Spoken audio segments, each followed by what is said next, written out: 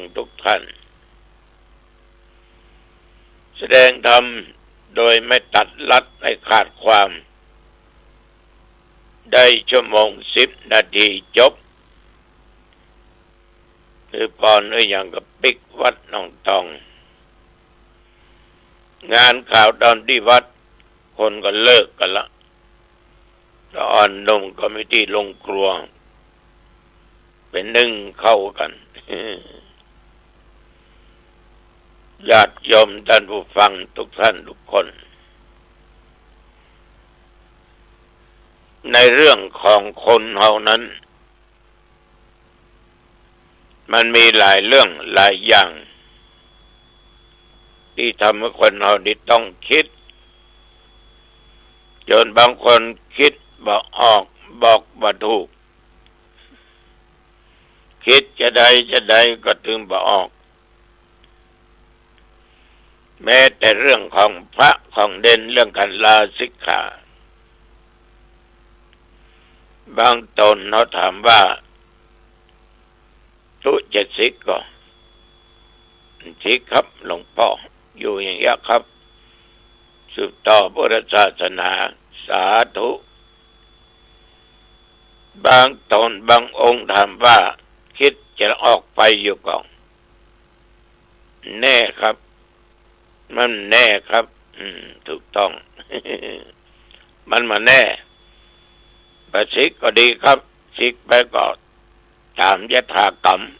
คือว่าเป็นตามกรรมอันเป็นนะมั้งแต่อย่างใดก็ตามญาติโยมเรื่องตุเจ้าพระเนรจะศึกนั้นมันก็เป็นเรื่องของธรรมดาจะที่ญาติโยมบางท่านก็มักจะไปอู้ไปจาเงินตุเจ้าฟังว่าศึกมันยังอยู่ว่านะสบาย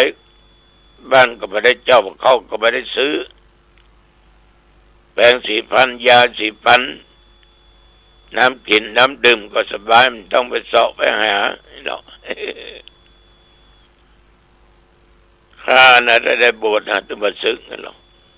มันไม่ได้บวชเนาะคนใดก็ค่อยออกคนนอกก็ค่อยเข้าเรื่องการลาสิกขานั้นน่ะมันเป็นเรื่องธรรมดาเป็นเรื่องที่ห้ามกันมาได้มันเป็นเรื่องเล็กๆน้อยๆแต่ว่าไปเป็นเรื่องเบ็ดเตล็ดสิ่งเหล่านี้ญาติโยมเพื่อจะได้อู้ได้จ่าแจ่มแจ้งกันสักหน่อยการลาสิกขานั้นหรือเขาห้องกันตามภาษาพื้นบ้านว่าศึกจากการที่เป็นภิกษุหรือสามเณรเพราะเป็นภาษามารถที่จะดำรงเพศในการเป็นสมณะต่อไปได้คิดที่จะขอลาสิกขาออกจากเพศอันเป็นบรรพชิตหรือเป็นนักบวชเป็นผู้เจ้าเป็นเนรญาติโยมสำหรับท่านที่บวชมาเหมือนนั่นนะอย่างธรรมาภาพคนนี้เนาะเพิ่นก็คิด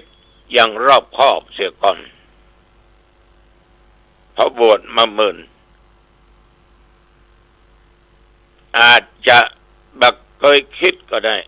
หรือคิดแต่มีสติเลยอยู่ในวัดในวาได้ถึงบางครั้งลำบากยากเข็ญอย่างใดเปิ้นก็อด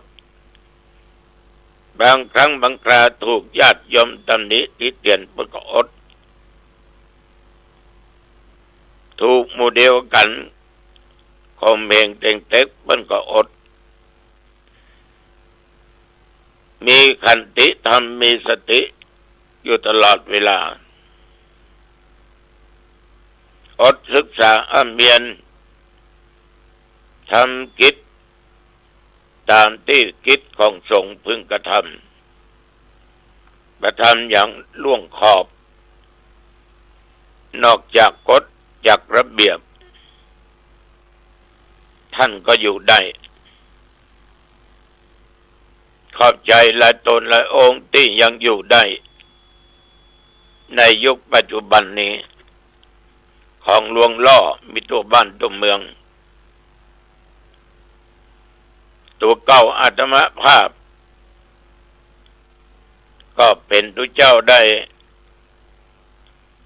58-59 พรรษาละ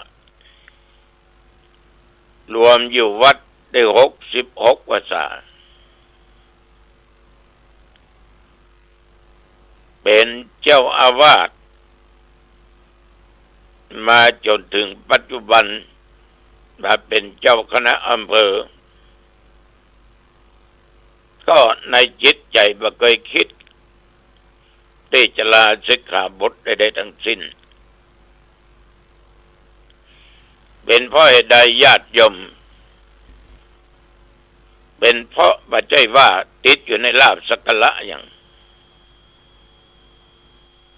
อยู่ดังใดถ้าจิตใจเข้มแข็งอดทนมาแต่ต้นก็สามารถที่จะดำรงเพศเป็นบรรพชิตอยู่ต่อไปได้ฉะนั้นท่านทั้งหลายครูบาอาจารย์เนี่ยอยู่ด้วยความอดทนด้วยขันติธรรมด้วยสติปัญญาท่านเหล่านั้นจึงเวลาสิกขาออกไปอยู่วัดอยู่ว่าเป็นที่พึ่งที่อิงในด้านจิตใจของญาติของโยมเป็นที่เคารพกราบไหว้บูชาของญาติของโยมแต่ว่าถ้าคิดจะศึกเนี่ย1แม่มารจะเกิดลูกไปห้ามมือเกิดก็ตึมได้2ตะวันมันจะขึ้นแล้วมันจะตกห้ามมือขึ้นมือตกก็ตึมได้3ตัวเจ้าจะสิกห้ามมันก็ตึมอยู่ ที่ศรัทธาทั้งหลายบอกว่าพระเหลืองห้องแล้วพระเหลืองห้องแล้วไอ้น่ะอันนี้ก็มันบ่ฮ้อนมันก็อยู่ตามปกตินั่นแหละ ใจฮ้อนคนที่เขาสิกนี่นะฉะนั้นญาติโยม